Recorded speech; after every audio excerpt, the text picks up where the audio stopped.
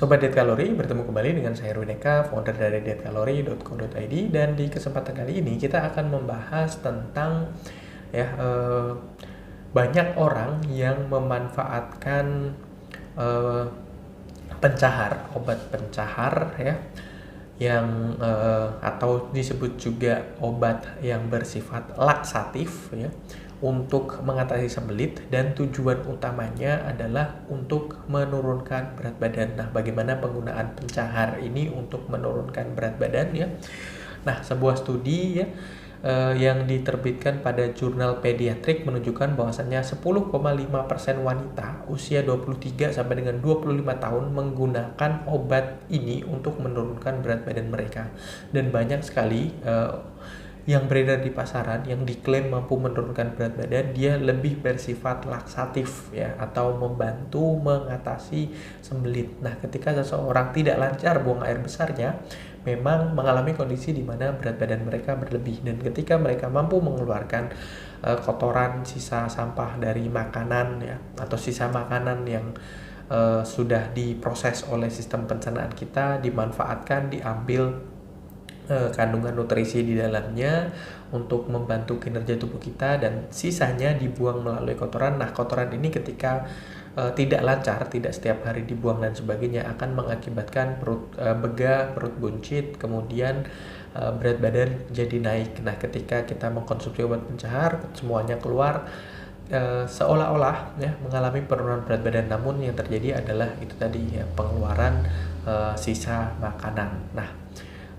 ada beberapa efek samping yang perlu diperhatikan kaitannya dengan penggunaan obat pencahar ini. Efek samping yang pertama yaitu adalah rentan terserang dehidrasi Ketika sistem pencernaan kita yang mengeluarkan feses atau kotoran itu membutuhkan cairan dalam tubuh.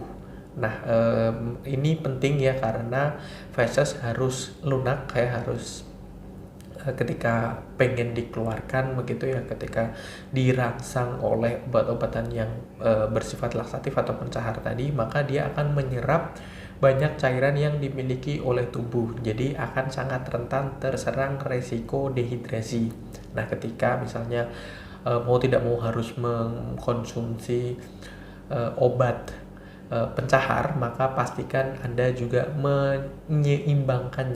mengimbanginya dengan mengkonsumsi banyak air minum. Terus kemudian yang kedua, efek sampingnya seperti saya bilang tadi, yang turun itu bukan lemak tubuh, tetapi hanya kotoran dan juga mungkin cairan, atau mungkin Anda pernah dengar ada bukan berat lemak tetapi berat air cairan yang keluar melalui feses atau urin gitu Itulah kenapa rentan juga terhadap dehidrasi. Di satu sisi memang ketika Anda nimbang berat badan akan terjadi penurunan, namun bukan lemak. Sementara problem utama dari seseorang yang mengalami obesitas itu adalah lemak yang terkandung dalam tubuh, dan lemak ini satu-satunya cara adalah untuk menghilangkannya dengan mengalami kondisi defisit kalori yang dimana kalori yang masuk melalui makanan dan minuman itu tidak sebanding atau tidak sebanyak dengan kalori yang dibutuhkan oleh tubuh. Maka tubuh secara smart akan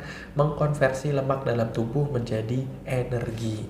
Selanjutnya manfaat negatif ketika kita mengkonsumsi obat pencahar adalah adanya ketidakseimbangan elektrolit dalam tubuh.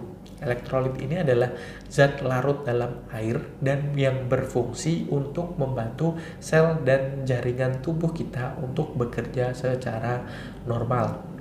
Beberapa kandungan elektrolit dalam tubuh misalnya klorida, natrium, kalium, magnesium, kalsium, dan fosfat. Nah, obat sembelit obat pencahar menyebabkan beberapa elektrolit dalam tubuh hilang sehingga jumlahnya tidak seimbang. Efek samping yang bisa ditimbulkan bahkan sampai menimbulkan kejang, terus bahkan sampai beresiko memunculkan koma dalam diri seseorang. Kemudian yang terakhir yaitu bahaya jika digunakan dalam jangka waktu yang panjang.